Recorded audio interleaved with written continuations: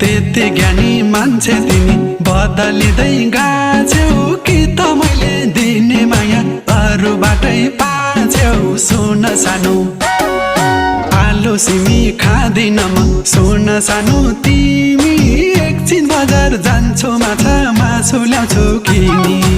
आलु सिमी खाँदिन म, सुन सानो तिमी एकछिन बजार जान्छौ माछा मासु ल्याउँछौ किनी। एकछिन बजार जान्छौ माछा मासु ल्याउँछौ किनी। सेलरोटी छ टपरीमा, अचार छ दुना, तिम्रो